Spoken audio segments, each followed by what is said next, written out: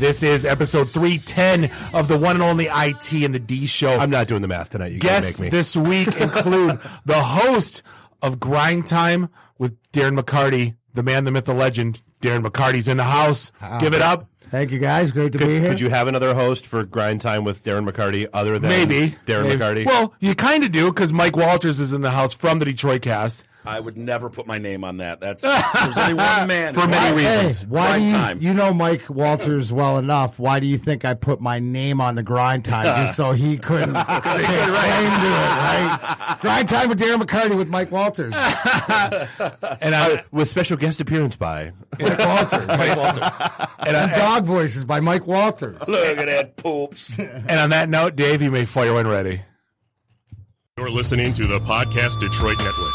Visit www.podcastdetroit.com for more information.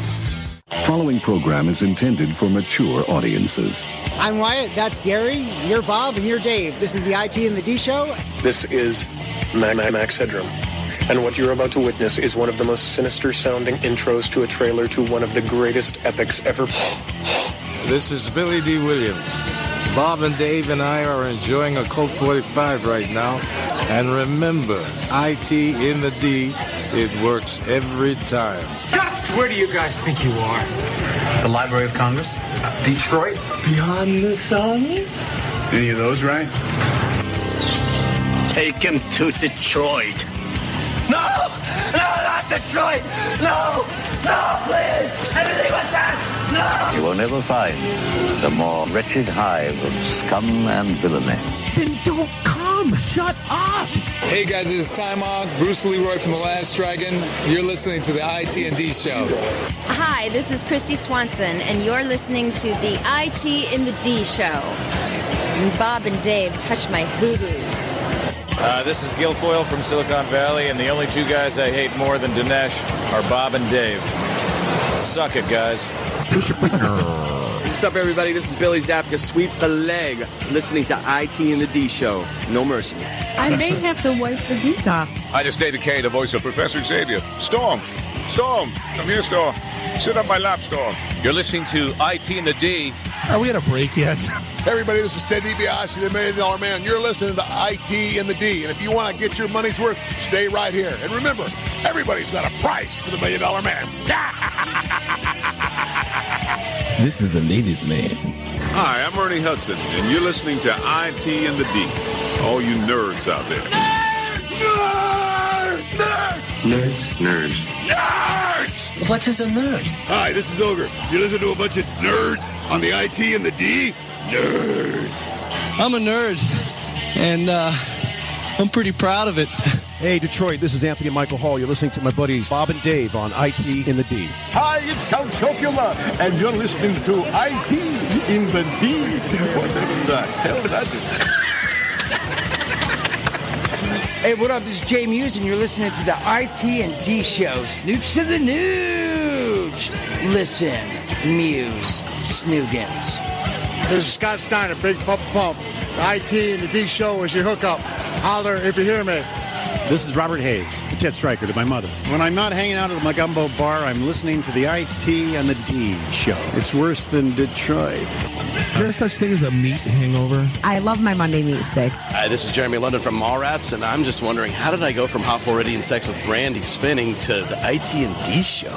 Hey, folks, this is WWE Hall of Famer Hacksaw Jim Duggan, and you're listening to the IT and the D Show. Tough guy. Ho! Dig you IT geeks. This is Dre DeMatteo from Sons of Anarchy. You are listening to IT and the D. Skeptical Dave is skeptical.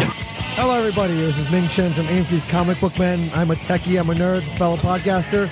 My favorite podcast is IT and the D. Hi, this is Kelly LeBrock from Weird Science. So, Bob and Dave, what would you little maniacs like to do first? The question isn't what are we going to do. The question is what aren't we going to do. Ludicrous speed! Sir, had you better buckle up? Buckle this! Ludicrous speed! Go!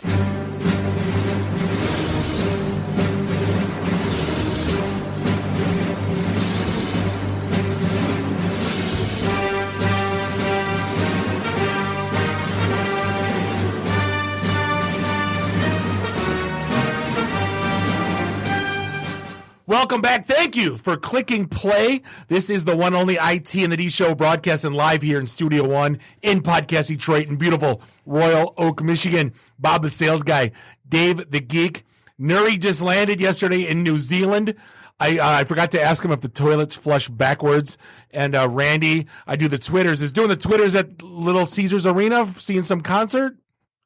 Blasphemy. Randy is probably right now in the middle of Backstreet's Back. Oh, yeah. It's Backstreet Boys tonight? That's I don't why blame he's him. there. I don't blame him. All right. Yeah, Randy's all about the backside. You got a boys, free pass tonight. But hey, find us online at itandthed.com and do us a favor. Give us a like on the socials and subscribe to us everywhere fine podcasts are sold. Well, but so screw my week. Figuratively or literally? No, literally. Okay. Go ahead and just screw my week. Yeah. So we have our event Thursday night. We are going to be at Batch Brewing in Corktown. We've known Steven, we've known Steven since he applied for Hatch Detroit and was one of the 4 finalists and finally opened up in Corktown. We're going to be down there. We've known Courtney, his basically right hand. They did Detroit Beer Press here. I am Cedar Wedding at the Gem. You with your big wrestling voice, which was amazing. And we're all still happy that you didn't try to announce weights as they were walking in because she'd have killed you. I did say from parts unknown. You did. Yeah. We're at Batch Thursday night, and then as soon as I leave that Thursday night, setup starts for Michigan Comic Con down at Kobo, and I'll be there Friday, Saturday, Sunday. You'll be off doing your fantasy football in Vegas crap in Vegas because you're the stupidest thing I've ever done in my life. What hotel? The D. Oh, nice. Yeah, draft. Bob's a big fan of the D. In the D show. But hey, this segment is brought to you by our good friends at Monday.com. If you know us or you know me and Dave, we are unorganized. We need to remind each other 15, 16 times to do anything. Oh, God, we suck. And we suck as human beings. But Monday.com not only helps teams manage work and meet deadlines, but they also build a culture of transparency to work better together, manage your core business activities in one place from high-level roadmaps to day-to-day tasks. Join 65,000 teams already getting things done on Monday.com. Listen, I mean, we're 3-4 people here. It's suitable for 2 of us to thousands of people collaborating across the globe. You can also be non-tech. This isn't a tech thing. This basically replaces all of our Gmail threads, Excel files, whiteboarding, long meetings and notes and recaps. I am intrigued. Put everything on one. You can build a board and dashboards from scratch, or they have templates to tailor to your workflow, and you can automate with notifications and upload files directly from. So is this so easy? A Bob can do it? I built my own dashboard. Yeah. All those years you learned how to code, and all I got to do is drag and drop now and build. I hate you so much right exactly. now. But no, I've been toying around with it. Literally, I built dashboards in seconds. This isn't even as complicated as something like Squarespace. Tasks, automation, this thing is like your entire business literally on one. Just wait till I start adding data sets, then we'll see how your little dashboards That's work. fine. That's fine. But no, I've been having fun with it, and this is literally the ththing that we've been asking for like 6 years of our lives. No, very true. Do us a favor. You can start your 14-day free trial by going to monday.com/IT in the D. That's monday.com/IT in the D. Very cool. And yeah. It's a name that makes sense because, hey, start of the work week. Let's go ahead and get organized. And but the figure out what dashboards look like App Dynamics, like Dynatrace, like all the stuff that's in your knock, that's in your sock. That costs you a cajillion dollars. That costs you a cajillion dollars. Nice. Very cool. But this has been we got to dive into binging. This has been my drinking, eating, or watching. Both. Okay. I did roll Friday at I supported the Magnum PI party over at. I thought that was this Friday. It is, but I'm not going to be here this Friday. So I was like, dude. I went and donated whatever I needed to donate. Okay. And so that was the binge. But then Saturday, I caught The Boys on Amazon. Okay. And if you don't know, is that something you need penicillin for? No. You caught The Boys? No. Okay. If you don't know what it is, imagine like The Watchmen or Justice League if it just happened like last year, right? And they were owned by a corporation. Brought to you by Amazon? Brought to you by, right, all of it. Okay. But if it's owned by a corporation and then managed by a PR firm, So they have like this. So Hancock. Right. But they have the Superman character and the Wonder Woman character and then the Aquaman character. Okay. And the Fantastic Four, the Doctor or the Stretch, whatever the hell his name is. Do they have Mr. Gleek? Fantastic? Yeah. No, there's no Gleek. There's no Wonder Twins yet. No, that's Herculoids. That wasn't Gleek. Was the monkey on Wonder Twins? Yeah. Oh, I was going to Herculoids. Yeah, Sorry. right. I know you were. That was Gloop and Gleek. Gloop and Gleek. That's Yeah. Oh, you're bad. Right. But that this was like Amazon is stepping up their like our topic over the last month, if you haven't paid attention, is this like begun the TV wars. Yeah, the content wars. And Amazon stepped up their game. This show is out of bounds good. Now, so did you watch Umbrella Academy on Netflix? Yeah. So how did it compare? Umbrella Academy, I could have my 8-year-old watch, or Okay. now she's 11, but I forget how old she was when that came out. It was just last year. No, no. There's like butts and boobs and swear words and it's Adult. Yeah, it's the first thing is like nudity, strong sexual content. And I'm like, sweet. I'm listening. Yeah. I'm in. You Go mentioned on. strong.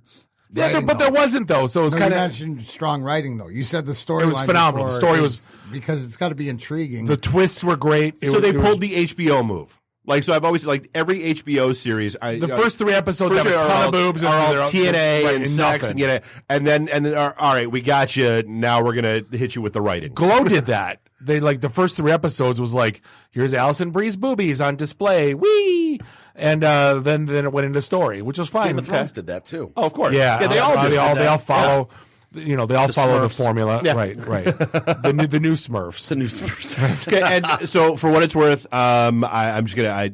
I watched the 90210 thing. I did too. I did too. It was a guilty pleasure, but so here's the thing: like, I can't figure out like if I'm just too old to get it or if I'm just confused. Like, so is what they aired like? Is that supposed to be like an actual happening of what happened when the 30th reunion happened, and they're going to go from there? Because episode 2 is Wednesday. No, I think, or was that like this is just another made up TV series and off you go? No, but I like think it was blended lines. So they blended lines like Brian Austin Green Because isn't he married. still married to Megan Fox? No, they just got my wife informed me they got divorced. I'm like, I don't care. Well, but okay, so like I went Googling, and so apparently like they were together and then they were separated, and they were together, then they were divorced. Right. But then they're still together because they have kids.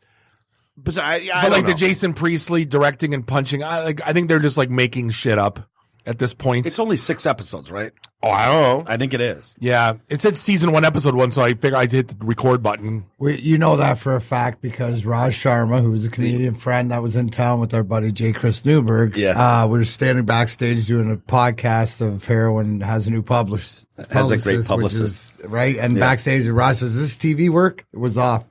Chris says to him, he goes, "Why, dude? What sports on?" He goes, "No, dude, 90210's on at 9." Oh God, nice. That's an LA guy.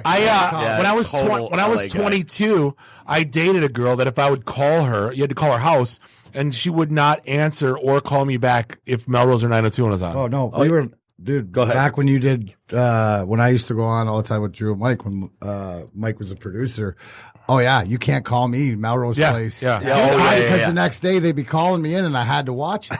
Yeah, dude, I'm not gonna lie. Like I had to go to Elaine, wherever you are in this life. So the girl that I was dating when that was on, it was 90210, Melrose Place, Chinese food somewhere in there, and then sex. Oh. So I 902 with her, yeah. And then as soon as the theme song came out, I was like, what? I was like, I'm like, totally. I'm like, what? I'm like, why do I want Chinese? Oh, Elaine. So just know you still got space in my head, babe. And you would say, I want a 69 tonight. You say, why you want beef and broccoli? Why you want beef and broccoli? Yeah. You stole my punchline. Was it good? Was it? I didn't see it yet. It was. It's like watching like Dr. Phil and Jerry Springer had a baby. I loved the Jenny Garth.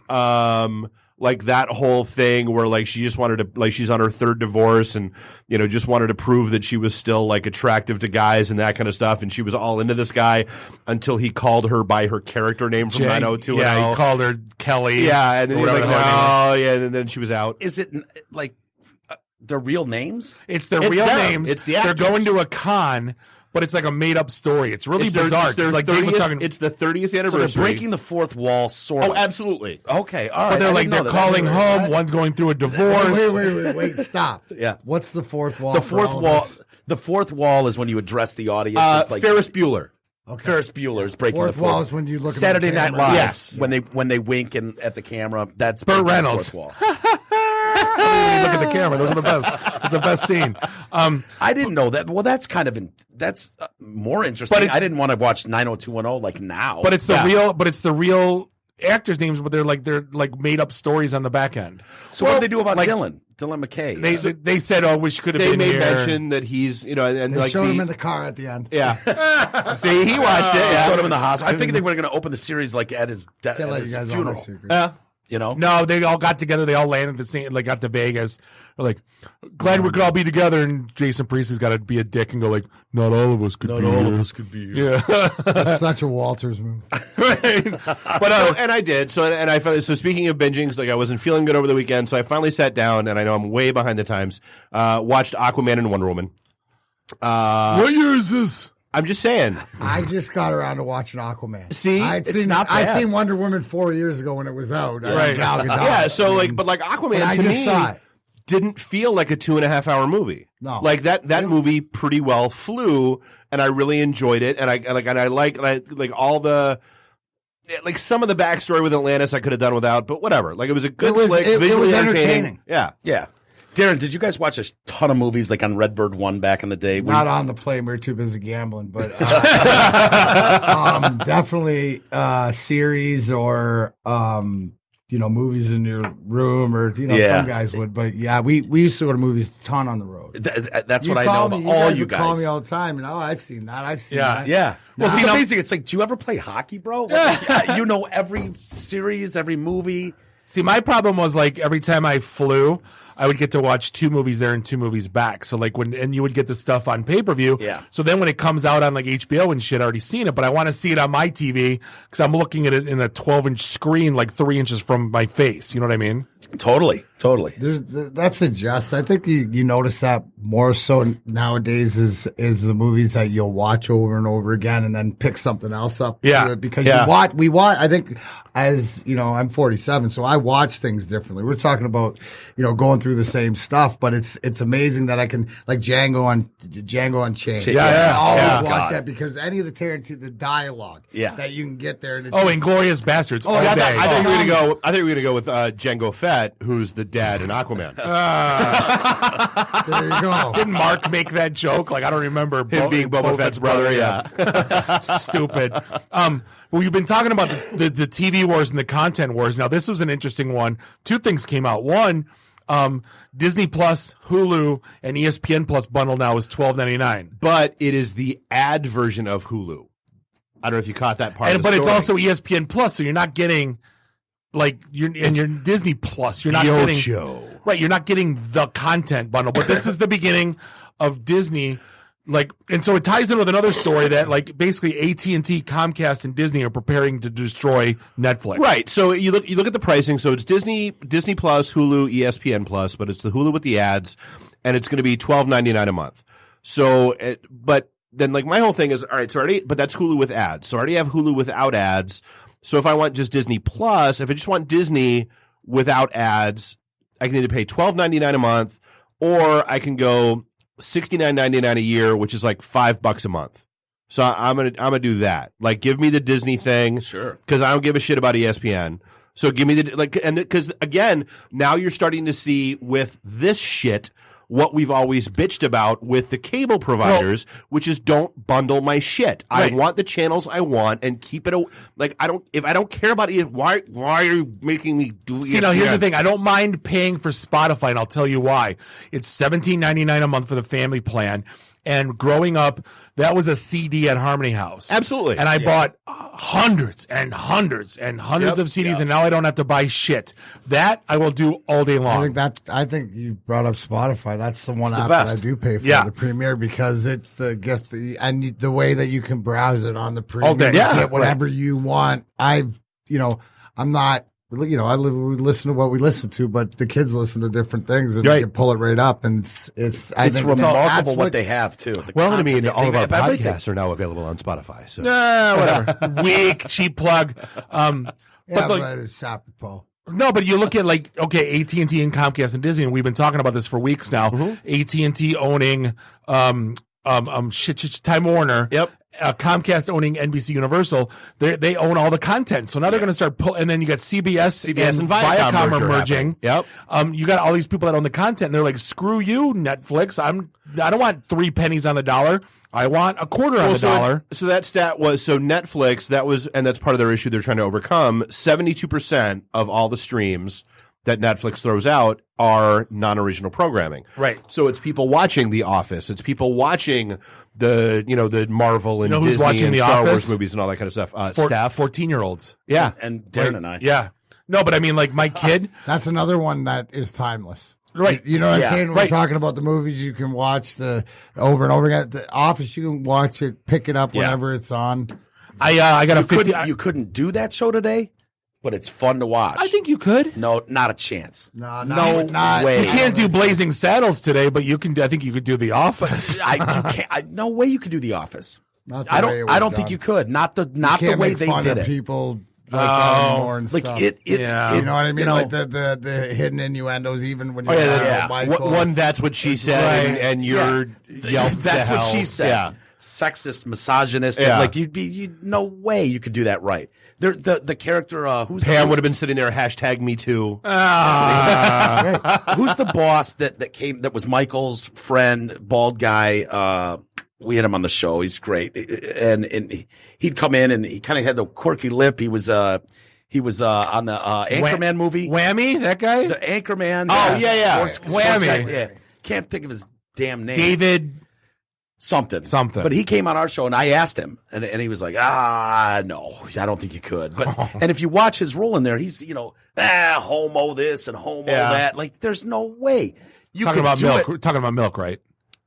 No, homogenized milk. He was not talking about homogenized milk in The Office, anyways. Right. But even he admits, like, yeah, dude, you just the climate's different. Well, you look at 10 years ago. Have you watched Married with Children clips? Oh yeah. Dude, I've watched Married with Children. It's on Hulu. So, right, but just best of Al Bundy lines. Oh my God, is it glorious?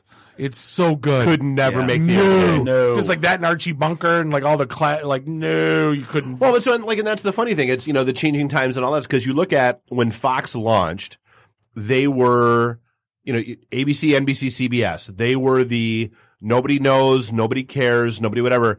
So they deliberately went as raunchy and off the wall and as they possibly could. Oh, early Simpsons was way different. And that doesn't exist today. Like there's no with all of the options on cable and streaming and all that. There's no. So we can't even get Apu is done. Right. Like think about it. I was talking to Raj about it. Raj is an and Indian yet on guy. TV Land, you can still watch George Jefferson call everybody a honky. Yeah, just saying. Sure, but he's like as an Indian growing up, we were not represented on TV. Apu was the greatest thing ever. He was a family man, a business owner. Never took a vacation. He worked his ass off. He took was no a shit great from the family kids. man. Yeah. Like what was wrong with Apu? Nothing. What was wrong? And it was like nothing is wrong with Listen, Apu because it was voiced by a Apu's white gone. guy. That's what's wrong. Yes. Oh yeah. Which nobody was really outraged about. Nobody. That's fake outrage. Listen, my parents and were Apu's dead now. Yeah. The Right. Simpsons are not using Apu as a character. My parents were German immigrants. My grandpa, who couldn't speak a lick of English, loved Hogan's Heroes. Think about how stupid that show was. Right. He's laughing. I know nothing. I knew a dumb guy like that. Right. But think about how stupid, ridiculous, hey, you know what'd be funny? I think we talked about this with Ming and Mike on the show. They go, what'd be great?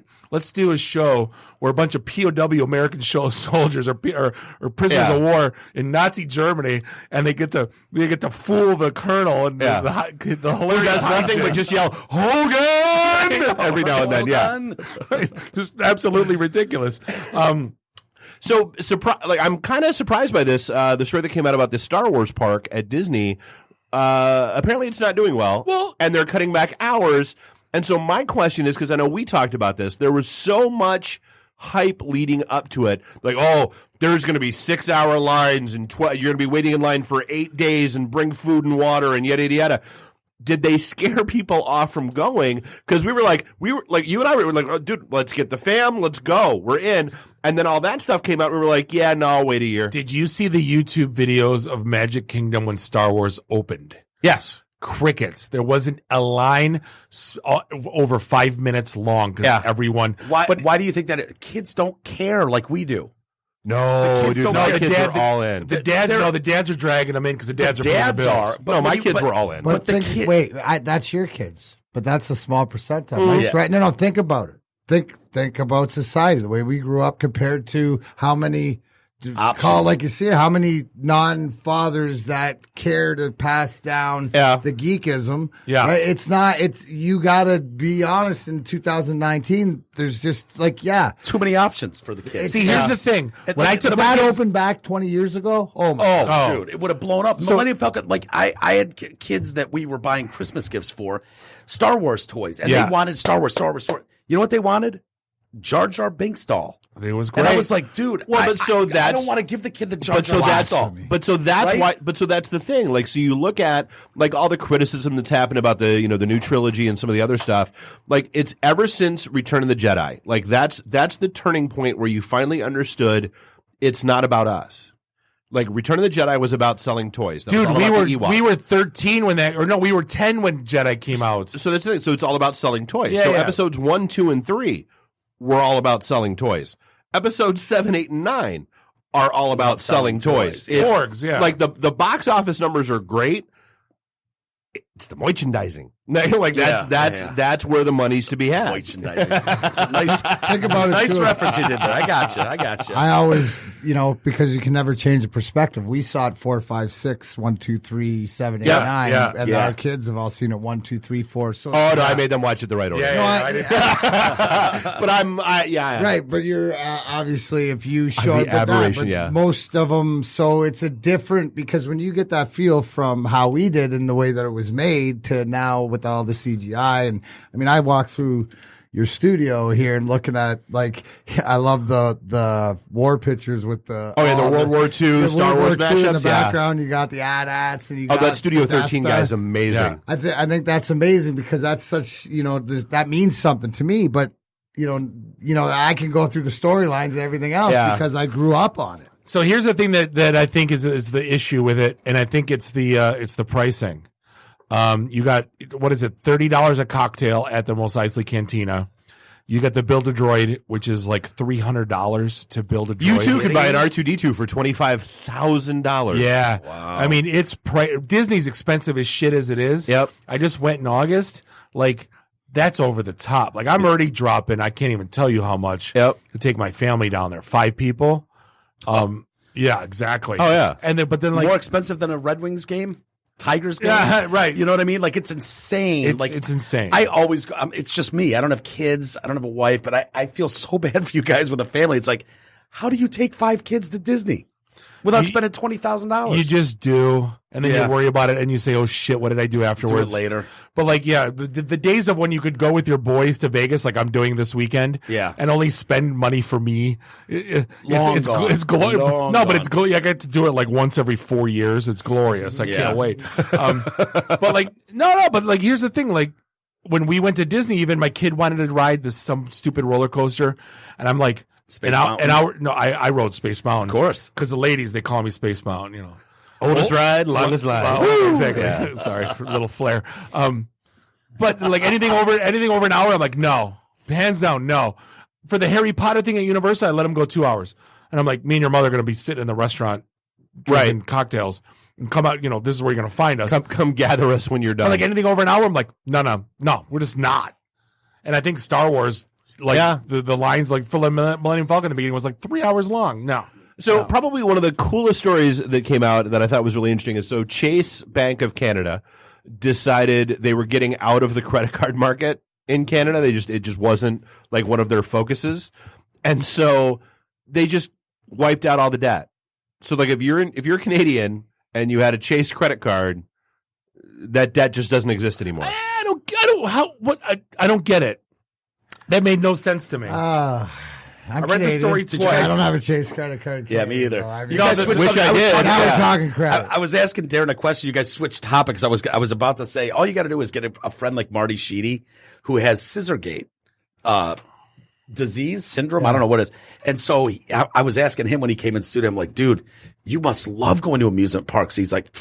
I'm like, do you use these? Like, front of the line always, bro. Your friends? He's like, hell yeah. Front of the line. You know that was a thing and they stopped it? Like, rich people buying. You could rent a handicap. We talked about it like 2 years ago. Yeah. What? You could rent a handicap person. Get out of here. It was like front of the line. Hey, there's Uber, there's Lyft, there's Shipt. You could have a service that brought you a handicap. Oh, That's cold. Oh, there's a cold place in hell for you, or a warm place in hell, however the saying goes. But going back to the Chase thing, you wake up in the morning going, you don't have to pay your bills no more. Okay. And I'm like, that was their idea instead of just selling it to creditors or whatever. Yeah. I don't know if it was PR stunt. The best line, though, was the last line of this thing. And it basically said the 24-year-old university student, she said, it's kind of like I'm being rewarded for my irresponsibility. And I'm like, that summed the whole thing up. It's like, at least you're not going, yay, but imagine how many people that are like $4,500, $5,000 in debt. Now just tomorrow you're like, it's gone. Like another headache I don't have to worry about. Is that what they're doing? They're just Chase did it in Canada. They pulled out of the Canadian market. And they just said, it's gone. Just don't worry about it. Yeah. So have you been following the spoofing and phishing stories going on? Oh God, this there's a week bajillion. Was nuts. There's one where apparently never apply for a job at Walmart, McDonald's or Walmart. Right. Well, what they're doing is they're buying Walmart careers.us. Yep. They're basically stripping Walmart's career site, rebuilding it. So they're doing what you did when you built the first Detroit net. Yes. I stole the HTML, FTP'd it public. But people are applying and they're showing up at Walmart and they're like, there's no interview for you. Yeah. And you just uploaded your shit. Yep. You just filled out every piece of information on a job application for somebody to harvest and go have fun with. Well, they were saying that basically the IPs were coming from the US and from like Pakistan, and so it's probably somebody here orchestrating through. Well, and so the other thing they were talking about is that now they're hosting them all on Amazon Web Services so that they get to use US based IP addresses, right? And they look more legit, and so they're not caught as quickly by phishing detection, spam detection, all that kind of stuff, right? And not everybody buys Proofpoint. It's you know what I mean? Like that's not cheap. The greatest hack I've heard all week, and this is something brand new. We talked about ransomware taking over cities and garbage, but dude, you ever think about taking over your DSLR camera? Yep. No, not our DSLR camera. Your camera. Well, so think about it. You're a photographer. Think about you're a professional photographer. You're doing a wedding, and basically you're on a wireless setting on because you're uploading to your laptop at this wedding. Somebody basically hacks into your camera. Man-in-the-middle attack on the Wi-Fi network. And, oh, by the way, now your camera's compromised. Wham, ransomware. You owe me $1,000 to get your pictures back. What do you do? Yeah, that's a dick move. I know what I do. I'm not telling you their names, though. Yeah. No, seriously. Just what you did to Claude Lemieux. That's what you did. Not by me. I'm beyond that. Choose your targets carefully. No, but I mean, you're getting $2,500 for a wedding. Yeah. Someone says, I want half to get your pictures back. The bride and groom are like, give me my goddamn pictures. What are you going to do? Yeah. And there's nothing you can do to prevent it. So Walmart, McDonald's, and photography. And nothing is safe anymore. Those are out for us. Can't go anywhere. No Target, no Home Depot, no. By the way, man, you're running everything out for me. Mike, I don't know where to go. Mike, I got a question. Do you have an Amazon Alexa? I unfortunately do. As a gift, I got it. So do you enjoy it? No, I've never used it. I'm scared. I'm frightened by it. No, I just want you to know that an 8-year-old child made it working through the night, so you could have a lower cost Amazon Alexa. I didn't want it. I didn't ask for it, but I have one. But apparently, it's because they misclassified the definition of interns during the manufacturing process. Wait, they actually had an 8-year-old? Yes. They had a lot of 8-year-olds. They had an army of 8-year-olds. They had basically school kids were interns Sure. For Foxconn that were making all these Alexas and that they were just working them 24/7. It was probably like the movie industry where they only used twins and triplets so they could work in shifts. Right. I'm sure. I'm sure they were very responsible Kate and working Ashley. conditions. Yes, exactly. I did love the story out of Ohio where a family is now suing the fertilization clinic that they went to because the daughter decided for Christmas she was going to buy 23andMe kits for her mom and her dad, which returned the results that her dad is not genetically related to her in any way, shape, or form, which would not be what they went to the fertility clinic for, where they were supposed to be using the dad's sperm and the mom's egg, and so they don't know whose sperm. They think it might have been one of the doctors from the clinic. Yeah, Darren, where were you? Darren, where were you? There's been laying those Father's Day cards. I don't know the address of. Oh, God. So speaking of Netflix, I totally forgot to mention this to you. Kind of like I know you were into cards and that kind of stuff back in the day. Check out Jack of All Trades. Okay. It's a great documentary about why baseball cards aren't worth shit anymore. I watched half of it and it pissed me off, and because I thought of the 3 bookshelves I have full of them in my closet out in my 3rd floor, and I turned it off. Oh, okay. All right. Yeah, no, the Jose Canseco interview and all that, because that was like. That was, do you know how many packs of Dunross I bought to get that goddamn card? Thank God they got Spotify now. $17 a month, and you don't have to buy it. Yeah, right. And I put that thing in the frame, and I didn't touch it, and I petted it, and you're naughty, and I caressed it, and I took care of it, and that was worth $1. Yeah. Well, I was talking to my kid about it, and I go, here's the thing. I got all these cards upstairs. I could go sell them at like half off of Beckett pricing, but now I got to go get them gem mint graded, and that's like $6 a card, and I'm not guaranteed that they're going to come back be worth good. $6. Yeah. Right. I wouldn't trust that for a second. You're going to send it to that guy at Beckett? You have to send your card to him, and he grades it and sends it So back? that was one of the... Dude, I'm like, no, he's going to steal my friggin' card. I'm not sending it to him. No, comic book guys do it on site. But to get a card guy, I don't know where else to go. I think there's a place in Ohio that does. Well, so we're saying, there's no card shop. They were talking about like how the explosion of like baseball card shops and that kind of stuff in the late 80s, early 90s, and just how crazy it got. And then they got to talking about like Upper Deck and how Upper Deck basically artificially flooded the market with shit. Like, it was the Ken Griffey Jr. rookie card. Yeah, I got one. It was the card that like was the hard to find card that when I got allegedly they were just printing sheets of when I got in 1990. When I got the Doc Gooden card in Harbor Beach, Michigan, at the Ben Franklin, I dolloped in my pants. Like it was, that was the it was card. only a dollop at that time. Yeah, that was the card. I'm like, are you? I got Doc Gooden. My dad's like, the only one I wanted was the Billy Ripken. Oh yeah, I had talked about that card. The F face. Yeah, he had F face written. He's holding his bat. Have you seen that one, Darren? My cousin bought me the brick, the entire set. So I have that card. Yeah. But then also the only ones that are worth money now, aren't they? Like the Garbage Pail Kids. Star Wars. Well, no. So that's what we were talking about. Is like the cards from like the 50s and 60s still have some value. But what happened was you had all you had Upper Deck and Fleer and Topps and Donruss and like all these card companies came into existence, and people were going, oh well, shit, those 50s and 60s cards are worth money. I'm going to buy all these 24 rookie so I'm gonna buy all these sets for my kid and put them aside because they'll be worth something in 20, 30 years. Well, guess what? Everybody effing did that. Yeah. Nobody's moms were throwing them away, which is what happened to those 50s and 60s cards. That 89 rookie set with Barry Sanders, Troy Aikman, Deion Sanders go down the line. Yep. That was the set. And I have that set, and it's not worth anything. God bless a penny. You have, what did you say, Darren? 24 rookie cards? Yes. From different companies? Different companies. So, do they pay you guys for that? No, that PA. Players Association deal? It's part of our union. Really? Yeah, the likeness that goes back. So that was when you do a contract, they'll just include like, by the way, your likeness can be used for Donruss when Fleer. You sign up to be part of the NHLPA. Yeah, that's part of. Hey, we're going to put you in video games. We're going to put you on cards. We're going to do whatever because they put it back into the union. And you're going to be on Little Caesars glasses and Slurpee cups and. Well, no, that's the different. The team stuff.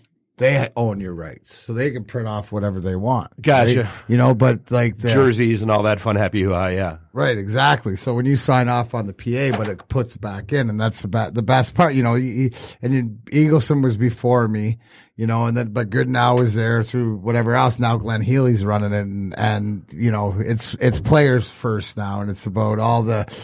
It's pretty much, you know, we're tired of. We don't care what the cause. If it's concussions, you want to say what it is. Yeah. No, maybe it's sleeping habits. Yeah. Maybe it's just lifestyle. We're staying in the forefront of that. But all this money goes back in to help the players. So they like EA Sports, like those games were huge. The NHLPA. They had to pay a ton for 94 on the Super Sega Genesis, dude. Gretzky Bleed. Yeah, it's part of that my. was the best It's part game. of my slapstick comedy. You know that shirt? You know that shirt's out right now. It said, it says Gretzky Bleed. Yeah, it's got Gretzky upside down, head bleeding. Yeah, Gretzky's head bleeding. I mean, super just fan from number 99. Swingers. You remember it from Swingers. Yeah, Of course. But the movie resonated because that's what we did before we went out. We played freaking NHL 94. So did you catch the Comic And I had Con? the two glitches that I knew, which is top of the circle backhand, Left, right, or the left, wrap right. around. Yep. So now, did you catch the Comic Con tie-in in that documentary? I might have turned it off when I was mad. So okay. So did you get to the point where he meets his dad? Yeah. Okay. So his dad was the guy who first brought hockey cards into the United States. Ooh. Where did he bring them to? The original Motor City Comic Cons down in Plymouth. No I shit. remember. I've been to those. So that Hockey was where hockey cards first started coming to the U.S. And he was talking about, you know, driving from, you know, Plymouth, Michigan, that con that just started up 30 years ago. Right. Guess which one that was. And then and then he was like, oh yeah, and then we drive to Philly. And then, cause you got the $2 cards here that in Philly are worth $10. So you load up and you go there. Then you take those cards that are $2 in Philly, you go to New York and they're $10 there. Then you take the 10, then they're $2 in New York. So then you go to, you drive back to Michigan, they're worth $20 And now. you know what it all is? It's goddamn Funko Pops today. It is. It absolutely it's is. Beanie Babies before that. And it's Funko Pops today. When you see that Funko shit selling Pops, for yeah. $3,000-$4,000, you can eat the corn out of my you're shit. insane. Yeah. Hey, we're going to take a quick break. We're going to be back with the host of GrindTime with Darren McCarty. That's right. It is Darren McCarty. And Mike Wolters from the DetroitCast. This is the IT and the D Show. Hey, we'll be right back. IT in the D. Read. Meet. Listen. Networking Detroit. One beer at a time. Hey, this is John Schneider from Nip Tuck Smallville, the haves and the have-nots. Oh, Dr. Quinn, Hot in Cleveland, Secret Life of the American Teenager, and just about everything you can possibly imagine. And oh yeah, the Dukes of Hazzard. You're listening to Bob and Dave. It's the IT in the D show.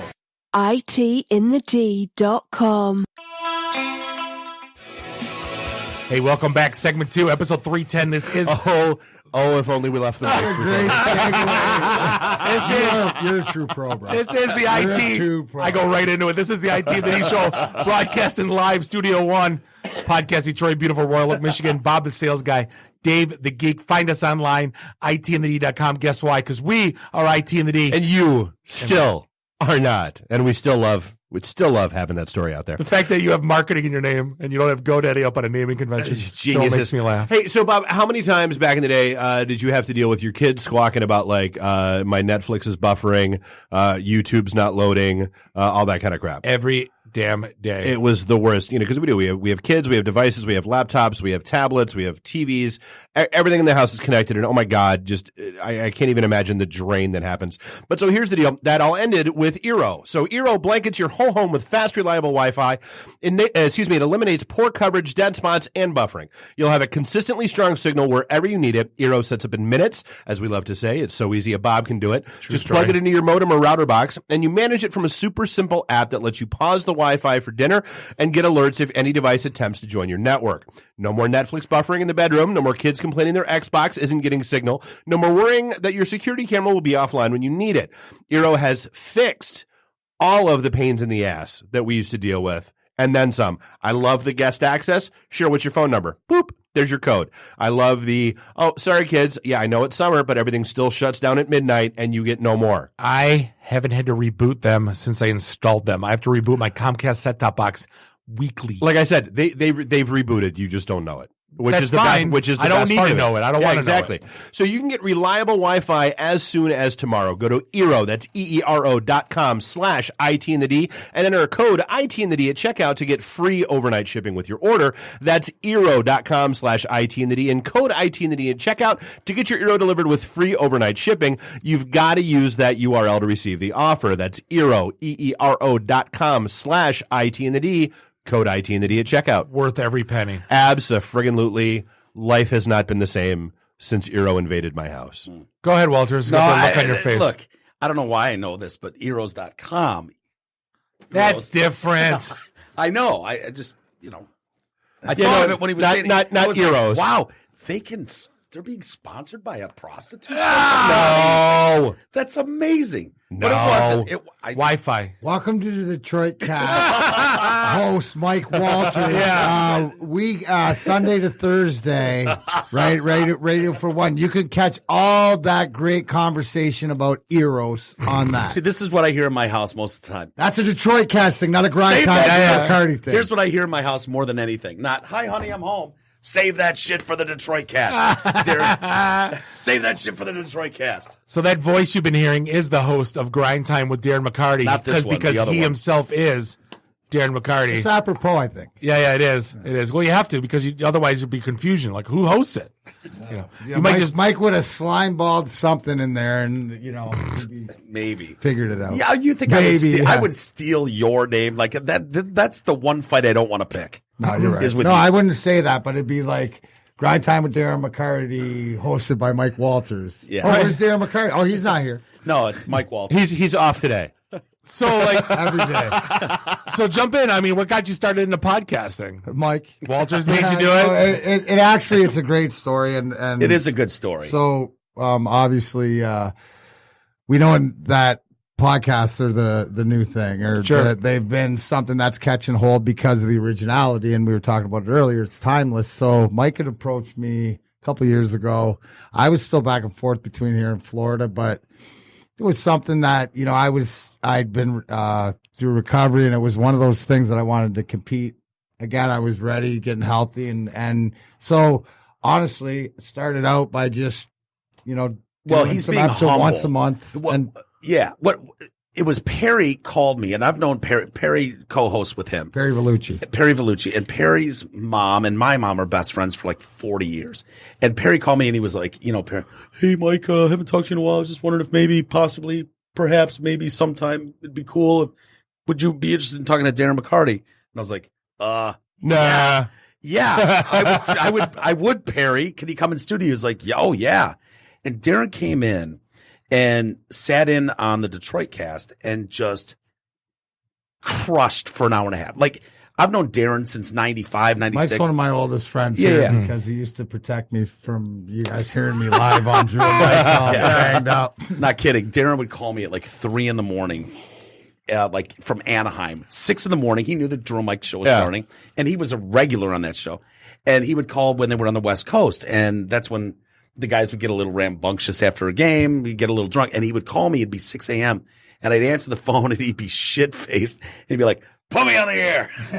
Which We won last night. They were there, but yeah, we beat the Anaheim Ducks last night. Put me on the air. Put me on the air. And I was like, yeah.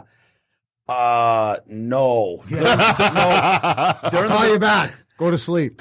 I'd be like, hey, Mac, we just started the show. Call me back in an hour, knowing he'd pass out. Right. And that'd be the end of it. And it was in my best interest to put him on the air in those days. Like, that would have been free headline worthy. Yeah. Darren McCarty, clearly intoxicated in the middle of a playoff run on the West Coast. You lose a game, it's his fault for being drunk. And so it was like, I like Darren. Darren was one of the first guys that came into the Drew and Mike show and knew who I was, and he knew who the interns were. It wasn't like, oh, I know who Drew and Mike is, and then throw away all the other cast. Like, he actually knew who we were and cared. It was like, dude, this guy's great, and we're the same age. And so it was like, Darren, call me in an hour. I wouldn't put him on. I wasn't going to do that to him. And This was just one time after we won. yeah, Just once. but it mattered to you, Yeah, it and did, you knew 20 years later, and so he came in and killed it on my show. Just delivered story after story. He was great. He was so energetic and just fun, and he was clear headed. And, he'd had his past that people knew about. And I called him the next day. I was like, Darren, let's do lunch, man. Let's just grab lunch.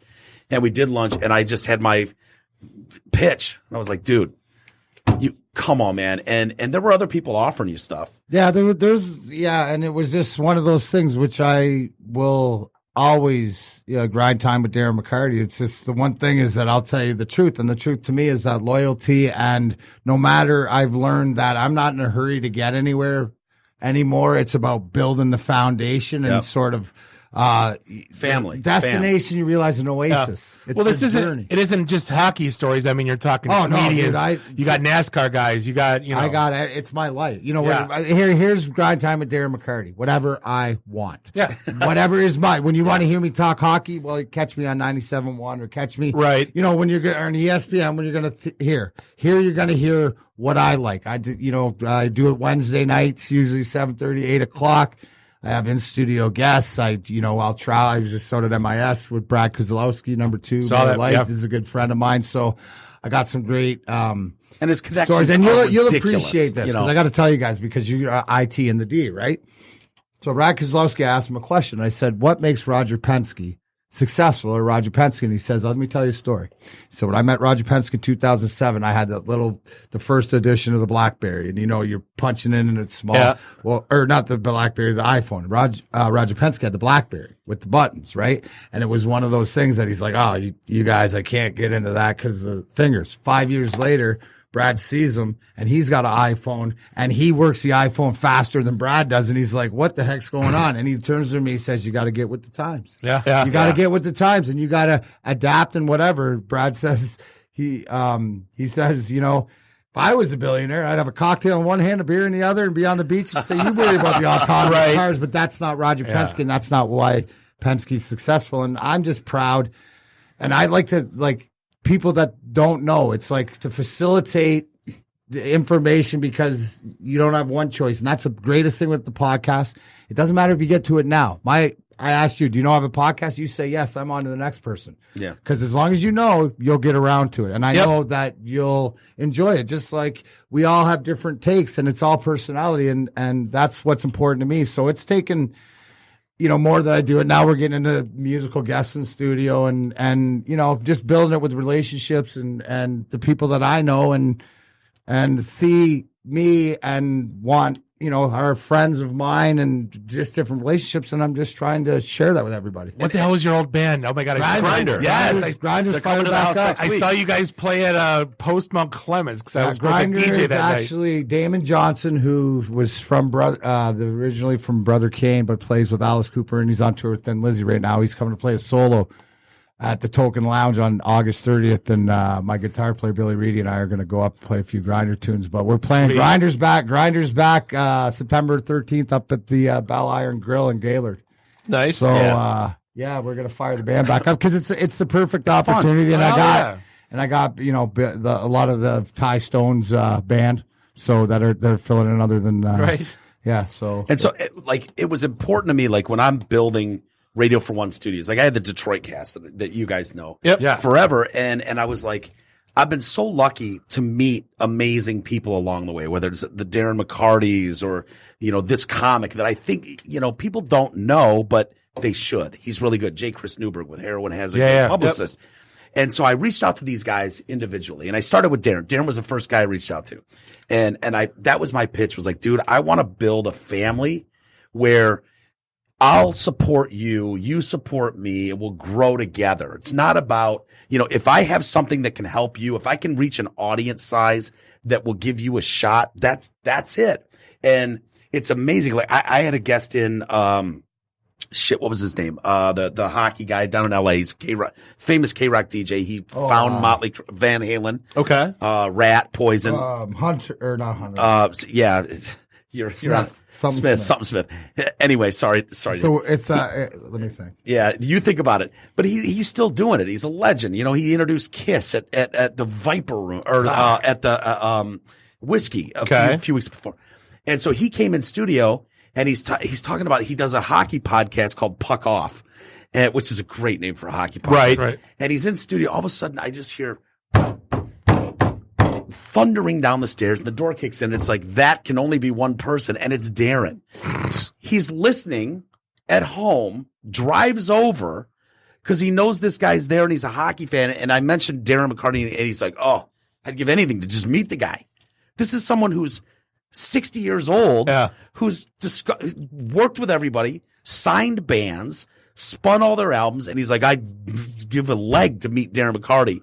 4 minutes later, Darren McCarty kicks the door, and the guy shits. Like, no, that can't be real. And Darren just sits, and it's like, that's the vibe. That's the exact vibe I'm going for. If you're familiar with the Wu-Tang Clan, one gets out, we all get out. There you go. It's the same philosophy of all for one, doesn't matter else. And we've had we've been able to do some stuff like Jay Chris was in town, so we do the What Up, we got the What Up Fam What Up tour. Fam, but it's the house and all the list, it's, you find what you like and you just be a part of it. And it's just an inclusion that's like what you guys got going here. Like I said, if everybody can seem like they're sitting where I am right now, it's a great, fun conversation and not only knowledgeable, but learn things. Yeah. Well, then the thing about this business is it's not like there's not really, I don't see anyone as competition out there. I want to see the medium grow. I want to see more people. We want to see more people doing what we're doing. We want to see. And that's the idea. I believe it's like, pushing it to, hey, this is what I listen to. This is what I like. Hey, you tell me what you like, because it's infinity. Yeah. There's no end in it, and it's for everybody. Because if you have something to say, it's a great way to say it. I mean, Dave and I did a podcast where we read 1-star Yelp reviews at like McDonald's and Starbucks. It was like, I love that, and people listened, and it was we missed doing it. That I think we need to fire it back. You should fire that back up. Yeah, that was it's good. Getting other than this, it's the most listened to thing on the Spotify feeds. I wouldn't doubt it. I'm sure, but I did radio. Like, he was winning Stanley Cups professionally. I was doing morning radio professionally for many, many years. And it was really hard when I started podcasting to get rid of that attitude, that mentality of radio, like everybody's competition. Well, that was when your shit went out to the ether and it was gone. Back when you hated us? I didn't. I never hated you. I wasn't good at responding to emails. It's not about you guys personally, but that, you would send something out into the ether. You would do a morning show. You either heard it at 7:30 when it aired, or you didn't hear it. Yep. Now, Darren can lay a showdown on Wednesday night, and someone might hear it next Thursday. It doesn't matter. Or 3 months from now. We haven't done a meatball in a year and a half. A what? The show they did. Worst meatball sandwich ever was the show. Sandwich was the. Oh, wait. Worst meatball sandwich? Yeah. Like, is there? Tell me, because I love meatball. I'll tell you. I want to know what best the meatball best. sandwich. No, it was down the road at two guys from Italy. Oh, That's really? one of I swear to God, that's my. I'm shot out. I just call it like I see it, but that is my absolute favorite. I probably Can we go there tonight after the show? Absolutely. We used to get pizzas from there all the time when we did the meetups at High Score. We did. I don't love that. I want to go. Like, I'd seriously. listen to that if you guys crack that back open. I'm gonna see that, but I can go and listen to old. Oh yeah, there's 25, 26 episodes out there. This was 40. But that's the greatest thing right now is just having this conversation. Hey, check this out. Hey, check this. Like, I'm going to go check out the boys and whatever the conversation is. But it's like, it's like off the air. We're having trying to figure out who and it was end up being John Druce, right? It's the same sort of thing. We're going to get there. But it's like, if I have a thing, hey, what was that thing we were talking about? What did they say here?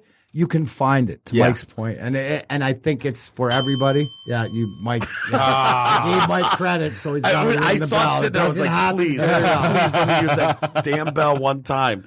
No, it's the best part of it. Because Darren can come over and be like, hey, man, did you see this? Did you hear this? And it's like, no, I don't know what you're talking about.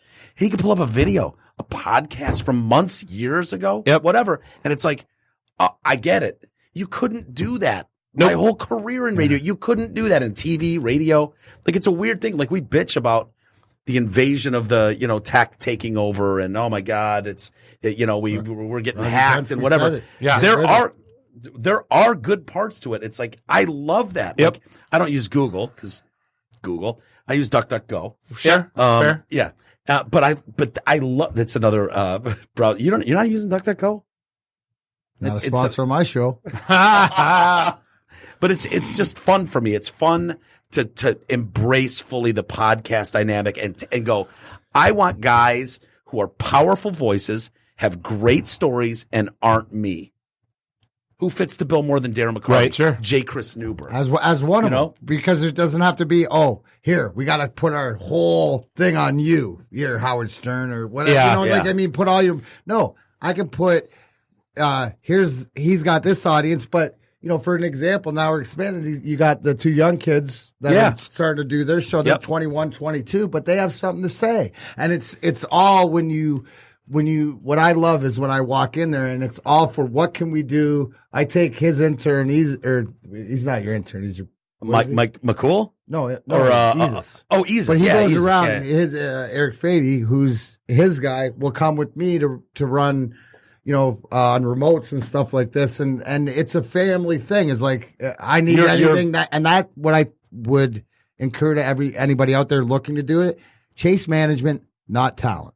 Right? Because you're and don't be in a hurry.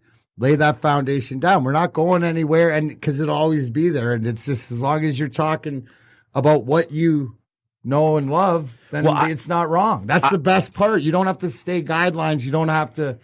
I think people, not to interrupt you guys and asking questions and stuff, but to me, I don't have any questions. I know what it was like to be working my ass off as a producer on the #1 morning show, Hall of Fame caliber morning show, 2-time national morning show of the year, Drew and Mike show, and be not respected as 4 cups. Thanks. I did not even say it. But to not be, there were times when you felt lesser than. You weren't the guy. I wasn't Drew or Mike or Trudy. And so you were just kind of dismissed. And it was like, no, man, there's a lot of people working their asses off here that are necessary to put this together. Not everybody's Steve Yzerman. You know what I mean? You need a grind line. I get to be Steve Yzerman now, though. Yeah.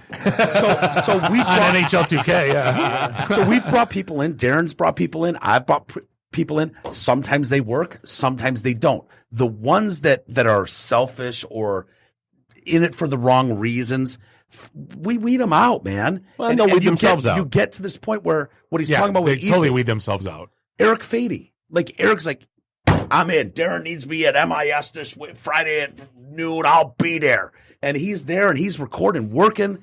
He loves doing part of it. And it wouldn't, that's the thing is that I'm one piece. I'm one piece of this project and it doesn't work. And that's the one thing is that Mike knows is adamant. It's the support staff that I have to enable me to be the best that I can. Cause then it comes out. So it's like you're talking about the way that you guys communicate, and you've been doing it for years, but you can tell with your rapport and how the different things are. And that's what it is because, again, I'll go back to it, but, when you're 2 guys sitting at the bar and you make me feel that way, that's comfortable. And that takes me out of whatever I'm trying to get out of or for that time hours too. And that's all that your responsibility or my responsibility or Mike's responsibility. I think as podcasters are. And I tell everybody that comes into our world, every single person that's like, hey man, I want to help out any way I can, or I've got a background in producing or engineering. I want to be a part of it. I know that shine wears off. Like going in and being with Darren McCarty for 2 months, it'll become a job. At some point, like you can brag, oh my God, he's a 4-time Stanley. I don't care. Like I know Darren. And so I need guys that are in it for the long haul, for the love of it, that want to do it, want to be there and do the work. It's not about like, oh, I'm working with the Drew and Mike show guy or I'm working with a Stanley Cup champion. No, it's more than that. And so the guys we've put around us, that's really important to me that they get that dude, there's work involved. And I tell every single one of them, Darren McCarty is your host, right? Darren McCarty is your guy. He's the marquee. Your job, like my job with Drew and Mike, was to make Drew and Mike sound even better than they sound now. They're great. They don't need me to help them with an interview. They don't need me to help this.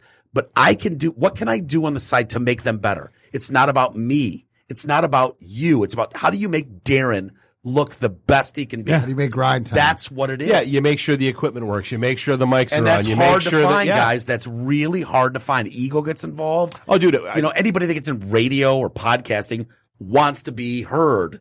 You know what I mean? And it's hard to separate that. But you're not the guy. This is your marquee, right? Your marquee.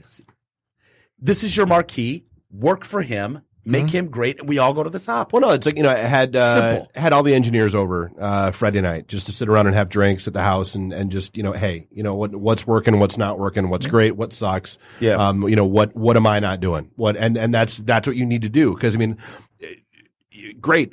Dude, we can sign up all the shows in the world. If we don't have engineers that are good in the studios, You're done. Done. They'll never come back. Yeah. Simple. Yep. But you it's would, hard. you would It's think hard. so. It's called staying in your lane. Communication. Yep. It's communication. It's grind line. Not everyone's Iserman. Not everyone's Sergey. Yep. You know what I mean? But you're just as important. But That's you're the thing. Building a equally team important. just like Scotty taught me. Yeah. It's tough to get through though, man. It's hard to find. I've struggled more than I thought I would to find guys that are it's just hard. team players that just get the concept of team. It's really hard to find. There's no I in team, but there is me. I know. Yeah. I know.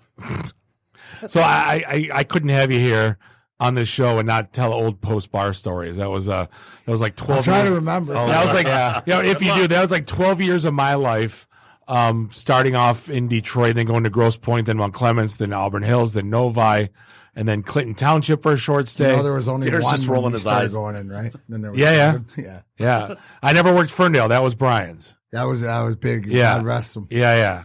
Big. The craziest funeral I've ever been to in my entire life, where the cops got called 4 times for tailgating in the parking lot in Grosse Pointe on Mac Ave. Awesome. Yeah, I'll never forget that. But yeah, no, just the downtown. Like people that haven't experienced it, like I think they're missing something because it hasn't been replicated since. Well, in it this never town. will be because if you were around, it's sort of like living through the Cup crazy days. I mean, if you were around in 97, 98, or even 95, 4, 5, 6, 7, 8, 9 in the 90s down to the post bar, you're sitting there listening right now going, yeah, I know.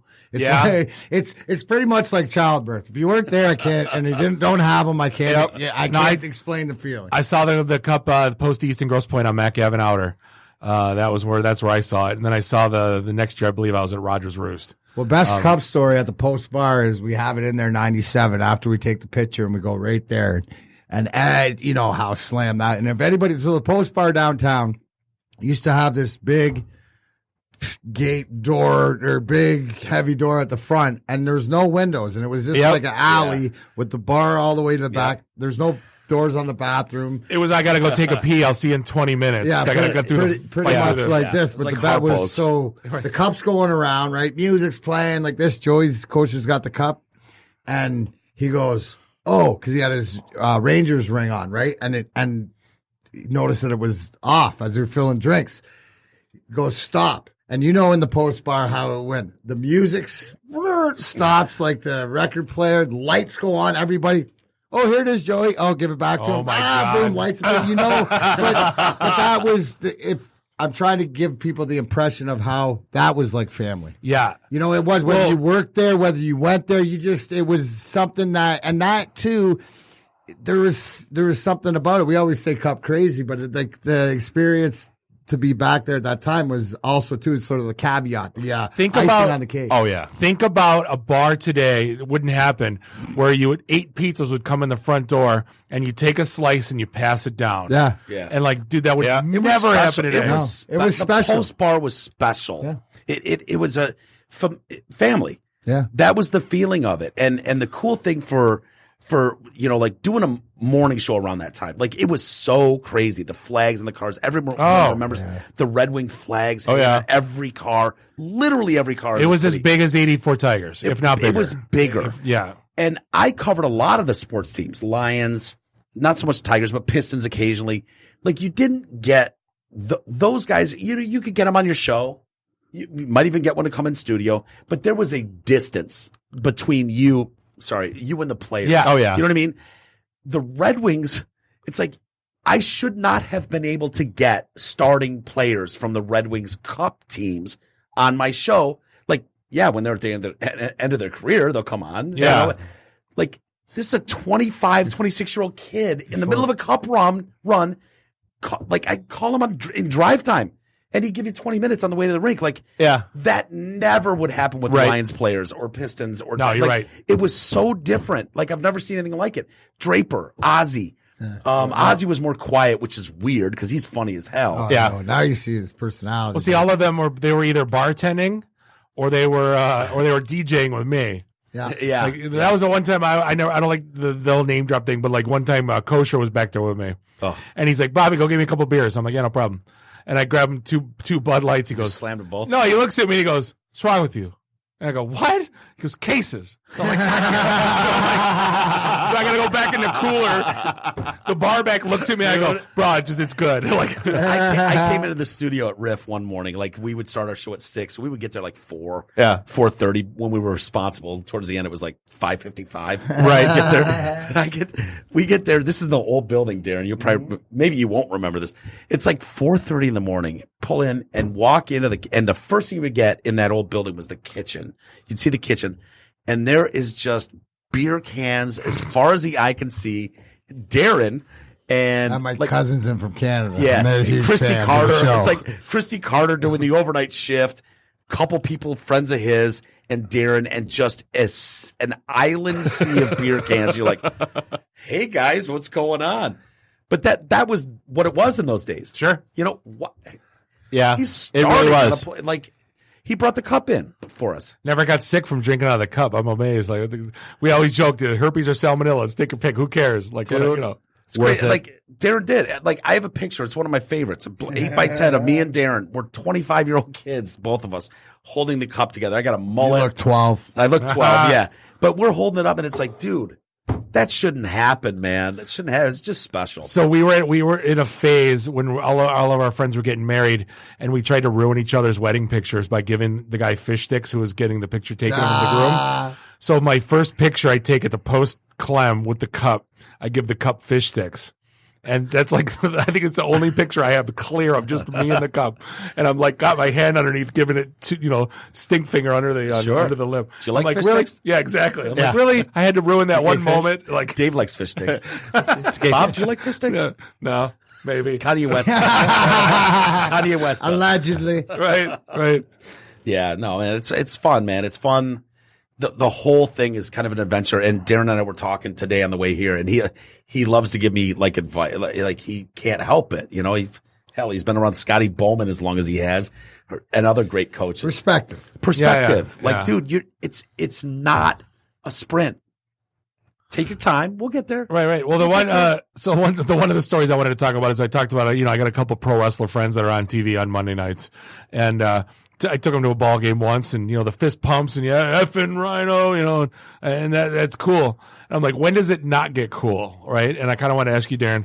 And it was kind of like, he goes, when people come up to me and they go, remember that one, they do the Chris Farley bit. Remember that one time 20 years ago, we saw you at the bar? It was awesome. Yeah. And like, he's like, I got nothing, man. Like, I mean, how many do you get that? You got to get that daily, if not. Like, I'll make them elaborate, because a lot of times when you realize here's the thing with me though, and anybody knows this, and I appreciate, when I do the slapstick comedy and stuff, I'll do a meet and greet after, and I'll stay as long as it takes, right? And the one thing that I really appreciate about my fans is that when you come into my space, it's about you. And so in that, I will dig into them to see and I'll find out exactly where it is. Now, if you are disrespectful or you're just an idiot, I'll treat you like that. I mean, I pull no punches, what you deal with. But, sure. But the only time, like, if you show respect or whatever, and it's the only time that I ever had a problem is when my kids were younger, and if I was paying attention to them, then I'm sorry, you're going to have to win. Yeah. That's it. Yep. That's it. Like if you're respectful and treat me like you would like to be treated, I got all the time of the day. And I will spend, and people know this because I'll watch it, and as you can see, I get long-winded. But when we're talking, engaging, I can hear him say, oh, it's okay, don't worry, because he'll give us the same time.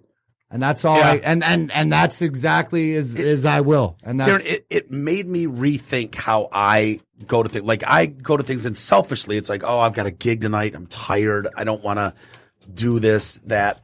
But I went to maybe a Kroger, You were doing an autograph signing for the Wings and like Coca-Cola. And we were going somewhere else afterwards. And you're like, why don't you just come with me? We'll go here. We'll do this for an hour and then we'll go to whatever. And so I did. And there's a line. This is the biggest Kroger I've ever seen. It must have been 100 yards, the aisles. And the people are wrapped.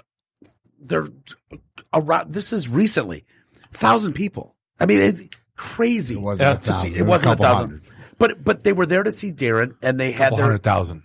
A couple 100,000 gajillion. But here's what I saw, and it was crazy because they got a table set up, like a little table, and usually, you guys, Bob and Dave have been to autograph signings. One or two. You know that table and the talent sits behind it. Oh, thank you so much. They sign they got a block of 8x10s and they sign it. Well, these people all had their own stuff. They had little mini cups. They had hockey pucks. They had jerseys, flags, posters, everything, every one of them. And I sat at the table and Darren stood in front of the table. And what I took away from it was every single person in that line got a Darren McCarty personal story. And it wasn't forced. Yep.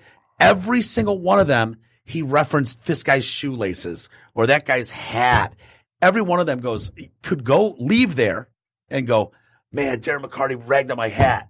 He busted my balls about my shoelace. And it was like, dude, that was the coolest thing I've ever seen because I've never seen a celebrity do that and give every single person personal time and individual time. Not sign an 8x10 and move along. So that reminds me of amazing. Rob Paulson was like that. Who's Rob? It was our number one. That was our only show we ever got 1 million downloads. Really? He was the voice of Pinky and the Brain and Animaniacs. Oh, yeah. And a whole bunch of other stuff from our youth. And he sat there and he was genuinely interested. You have some of these people that go to these cons that they just why did they you hate make to the be there flight out here if you don't want to be they're getting $100,000 to do it. Right. But they're like getting at least pretend.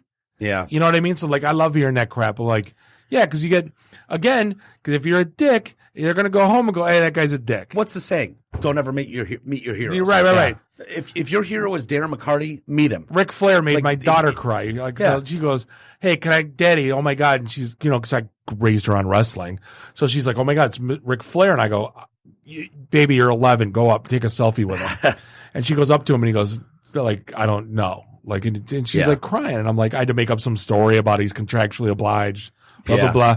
But that broke her heart. And I'm like, See, this is what I realized. And my journey of life and through the ups and downs and especially into the sobriety and taking a really strong look at who I am. My power is the people. My power is they've got me through everything and whatever. Because I grew up in this area. So when Mike mentioned earlier that I knew who he was, I grew up as a fan, across the border. But it's the power of the people I like to say is hey, anybody who's said a prayer for me or whatever like that, it's working. So thank you. And I never expect who I'm going to meet or what's the story or who right there because it always blows my mind because it's something that I never see coming. And it's just to be able to be present and to know that, I had, an impact in people's lives. Well, they had an impact in mine. Yeah. So that's the whole thing. Well, that's the one thing that it's wise that you're cognizant of that is even with me, I probably bumped into you 30 times at the post over the years, right? But you were, you know what I mean? But gave you a hug when he walked in. No, he didn't, did he? Yeah, he did. Oh. I don't remember. I think he did. One of you guys way to pay attention, Bob. It wasn't that aggressive as Mike's because he didn't really realize it. Mike goosed him, so that's why he right. But you saw it if you ever went to the Joe, and were there pregame, and they're playing Jack the Knife, and Darren would do his routine on the ice, and these guys are superstars, and you would get a bucket of pucks, scoop them out of the net. And hand them out to kids. What do you always want when you're 12 years old? You go to a Tiger game or a Wings game. You want a puck or a ball? Puck or a ball. So never forget where you came from. Every single game. It was like if you got there early, Darren McCarty would do that. And it's those little moments that the kid never forget. No. I remember who signed my baseballs when I was a kid. Absolutely. At Tiger Stadium. Absolutely. And it wasn't the Alan Trammels and it was Dave Bergman. Yeah. You know what I'm saying? Funny? Absolutely. That's so true. As a kid, you remember that for life. Yep. Some guy blows you off. You know, Yep. you meet an Alan Trammell, and if he blows you off, you'll never forget it. Yep.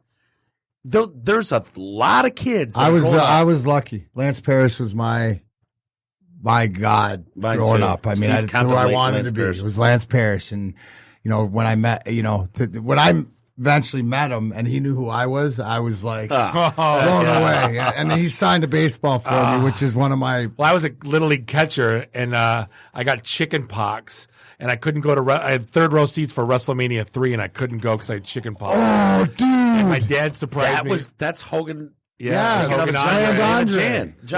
And my dad surprised me with a Lance Parrish orange catcher's mitt. Oh, dude, I spray painted mine. I had mine spray painted. Yeah, I'm I wanted that Canadian, though. so They didn't bad. have those. No, dude, because that was it. But that made up for all of it. Yeah. My Dude, but yeah, a good missing man. WrestleMania. So now I had You had tickets to the silver, 92,000 people. third row. But you know what I do have though in my possession? I have seat 3 from the Silverdome, signed by Hogan, WrestleMania 3. Wow. So that's But you weren't there. But I wasn't Could have there. been. Damn chicken pox, man. Yeah. Wow. I still watch it to this day. I'd have gone anyway. It was a great. I would have too. Would have affected a whole section, but it would have been worth it. I look like a diseased mule, man. You didn't want me anywhere near you. Perfect. Yeah. You could have been a luchador. Yeah, no. That's a big ass on. luchador. Yeah. Put a mask on. Yeah. No, it's cool. I think Darren, if you've read his book, you know how hard he had to work to get there, and it's very easy when people start. If you believe your own press, it's easy. To get to that place where it's like, I don't have time anymore. And I love the fact that I've never seen him do that. He's always got time. We walked through LCA together, and walk through LCA with Darren McCarty's Holy a trip. shit. You know what I mean? Like, that's a trip. Yeah. People Better not have a place to be. Yeah. they'll walk by and they won't believe what they say. They'll be like, "Was that? Could that be?" And I'll listen. I'll hear them, and they'll walk by and then it's like, I'm pretty sure that was Darren McCarty, and they'll just kind of like, Mac. He'll turn around. You could easily keep walking. No one's gonna be mad at that point. He'll turn around and extend a hand and spend 5 minutes with him. It's crazy. It's awesome though.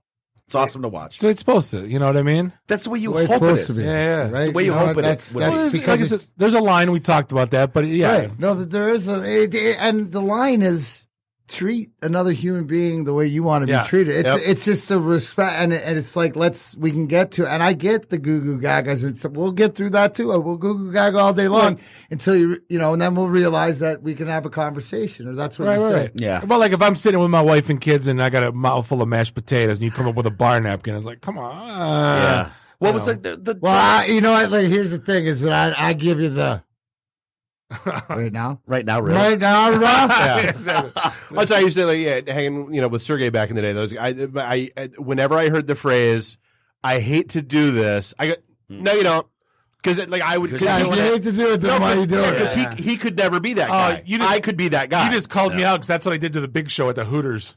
Oh, you totally were that guy. Yeah, sitting there with this plate of chicken wings, you were like, "Excuse me, Mr. Big Show. I would like to get a picture if I could. That'd be great." Well, it's sad. Totally like Darren. Of course you did. It's a big show, bro. Right. I know. If you're at a Hooters eating chicken wings, I'm gonna come and take a selfie. It's sad though that a Darren McCarty has to go. I want to meet Dave Grohl, but I hope he's not a prick. Please don't be a prick. And he you know what I wasn't. mean? That's cool. I call it the Dave Grohl effect. That's the Darren McCarty effect is strictly off of the Dave Grohl effect of who Dave Grohl, if anybody knows, is like the guy to me because of everything. Who Nirvana drummer, whatever, the like rock that. god. Right. He's just a human being god to me because of the person that he is. He was bigger. He was everything, and I call it the Grohl effect. I try to give everybody the Dave Grohl effect that I got, and it was like I got to spin tunes with him before. This is back in the Kobo days, but I'll never forget it. I mean, can you imagine if he was a dick though? Oh, if he would have been a dick to you, like that was right, exactly. But hey, Mike, that's your heroes. My heroes, I pick them a little bit more wise. We had. So there was a couple times Dave's Andrew McCarthy, Brad Pack. Yeah, there you go. Okay. He was a butthole. Yeah. Great egg. That sucks, doesn't it? And then we get Anthony Michael Hall, and he's a sweetheart. Awesome. And then we heard stories about things he did on where he got thrown out of the night before. Yeah. See, but that made it I even mean, better. wait. If you got thrown into somewhere on 8 Mile, does that make you a bad guy? No, you made it better. Okay, I'm just saying. He gave you that. Yeah. In the break, if people could have heard the conversation we Oh, my had in God. the break, like that was a gift from Darren to you guys, and it's not for public consumption. No, it's Right. It was You know what I mean? recorded. Like, that was real, and that happened in this room. We recorded it. It's going to be on IT3 Absolutely. Premium after dark. Hey, IT3 Premium. Hey, you know what? It's the same thing that I say. Everybody, it's freedom of doing whatever, but it's freedom of how somebody else responds to how. So you know what? If you're gonna stand behind it, then that's no matter what it is. So be cognizant of if it's your opinion or whatever. If it's your truth, then gosh darn speak it. Well, that was one of my favorite post-bar stories of all time. I'm totally named. I don't care. I'm DJing and I'm drunk by like midnight, and then Kid Rock and Chelios walk in, and they go in the back room with that couch you're not supposed to sit on. You know what I'm talking about? And a couch that has as many stories as the Stanley Cup. That couch stood on its own. And I go, walked out on its own. I go, I'm going to take, and I had my little They tried to burn it, and it put itself out. It was like Christine, right? So I go, I'm going to go take a selfie, and I go in the back room, and I got my Casio. It was pre-cell phone, and I'm like, hey, excuse me, Mr. I go, can I take Rock? Mr. Rock? Did you say Mr. Rock? I don't remember. Or did you say Mr. I Bob? said maybe I said Mr. Bob. Mr. That's my Rock. name. And then I say, can I take a selfie? And You said, hey, I'm Bob, and you're Bob. Let's get a picture. We're Twinkies. And I'll never forget because Chelios screams at me. He goes, hey, get the F out of here. No digital cameras. And I go, what's the difference? And I'm so perplexed by it. Like, I'm just like staring at him. I'm trying to understand why he would yell at me about digital cameras. Because I could just scan it if it's like a Polaroid. And then he goes, he tells me, get out of here. And Muggsy, all the tradesmen were the bouncers. And Muggsy's like, shut the F up, Chris. It's DJ Bob. You be nice to him. Yeah, like, never got the picture, but I'm like, dude, I'm sorry to bother you, man. I'm like, Shelly's a sweetheart, too. I totally sobered up He's at a that nice point. guy. And I'm sober. Yeah, I know, right? I need 2 more Rolling Rocks, please. Yeah. Frank, get me back to normal. Frank. Yeah. Frank. He's at my man. dad's now. I don't know if you've seen him in a while. Is he? Yeah. No, I haven't. Is he still fat? Yeah, no, like way bigger. Like, Wait, no, because Fat Frank is super Fat Frank now. I gotta go see him. Yeah, he's Leon's getting larger. It was neat to have a team that embraced the fans and vice versa. Like, you just don't get that.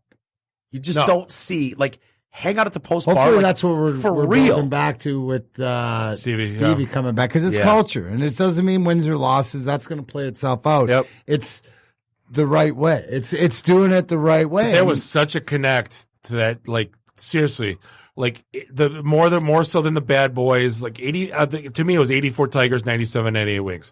Yeah. Like, I mean, maybe it was because of my age. Who knows what it was? Well, it's also too because of the accident, because of the storyline. It's like I always say it melted into. It's like one Super Cup. You know what I mean? Because the biggest tragedy is after so much, like getting so close and climbing and falling down and getting there, and then not getting to enjoy it. So to be able to enjoy it the next year is better. The premiere of the Russian 5 movie. If you've not seen that movie, you have to see that movie. It's amazing. And Darren was nice enough to take us to the premiere at the Fox Theater downtown, I think. Yeah. And Vladdy was there that night. And I'm telling you, dude, we went in there and we walked down and Wayne Kramer is there from the MC5 and Darren. And I'm like, this is like a dream. Walk down and to our right is Vladdy sitting there and he's in his chair and I'm just like, oh my God, I don't know. Can I shake his hand? Can I say something? And Darren notices him, literally like leaps into his lap, is like, pop up, man. Like, and seeing Vladdy's face light up. And these two, like, it was 97 again. And these guys were just family. That's the one thing about Vladdy is that he's there inside. He watches that. The best part that I tell everybody is when they say the Russian 5. And I said, well, let me tell you a story. At the premiere in Royal Oak at the Imagine, Vladdy comes in his wheelchair and his daughter, Anastasia, who is 31 or 32 now, wheel him in. I said, hey, how many times your dad seen the movie? And she goes, I don't know, but he watches it and goes to his happy place. At the end of that premiere, he's singing We Are the Champions. And if you don't think that to me, that's the best out of the worst situation is that at the end is, 22 years later that he's sitting there and the fact that Jenny Fedorovich and the producers, they wrote Brian May and Queen to get the original released at a price that could be afforded for what it was worth, because without that song, because that was Vladdy's, with that and everything else. You had to have it. Yeah. You had to have it. I say May's worth $250 million. He doesn't need any more. Well, it was crazy because how do you think they get that much? Yeah, exactly. Yeah. In the house that night, I never got that. I'm going to get it this time around. I'm trying to find the picture to show you guys because I have a picture of Darren and Vladdy, and it's one of my favorites. To see the smile on Vladdy's face. Get off Grindr. But it was such a fun night, and to see 2,000 people in this venue chanting, "Let's go Red Wings!" Like it felt like tears, the whole night. Dude, if you didn't cry, you're not human. You're a sociopath. Like it was that cool. Hey, we're gonna cut you guys short. We could sit here and talk to you till 4 a.m. Let's do it. But yeah, we got. But hey, we're gonna find you at DetroitCast. Subscribe anywhere you find podcasts. Also, GrindTime with Darren McCarty. Subscribe. Listen to the show. It's a great listen. Definitely subscribe. Add them to your podcast repertoire. Absolutely. Thank you guys. It was a lot of fun. Yeah, absolutely too. I'd like to wrap things up for this episode 310 of the IT and the D show. We'd like to thank Darren, Mike Wolters for hanging out with us. Also like to thank Monday.com and Eero. Thank you for keeping the lights on. On behalf, Bob and Dave, do us a favor. Drink up your drinks. Get your phone numbers. Drink up your drinks. Get your phone numbers. You don't got to go home. You just got to get the hell out of here. See you next week. Drive careful. Beat it. See you guys. The emergency destruct system is now activated. Conan, what is best in life? To crush your enemies, see them driven before you, and to hear the lamentation of their women. Long live Vlad. You've saved your Earth. Have a nice day. I have come here to chew bubblegum and kick ass. And I'm all out of bubblegum. Nice shooting, son. What's your name? Murphy. Make the run.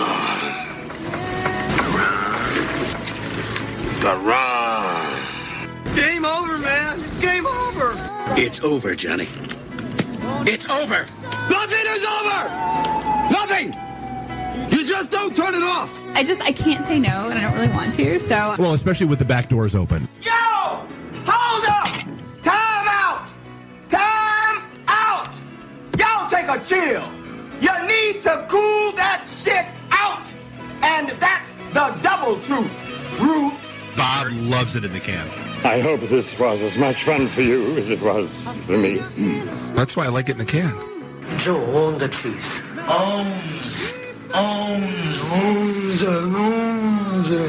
Fear me. My job is to make sure this program is morally upright and cultural and wholesome. Shut up, Mimsy! Shut up, Mimsy! Shut up, Mimsy! Why would Buick put their cars next to the Bentleys? Why? That's not marketing. The alphabet. It's brilliant. Yeah, I can't take that position. That analogy sucks because it's right. Because you're getting your 8-track tuned up. Are we at a break yet?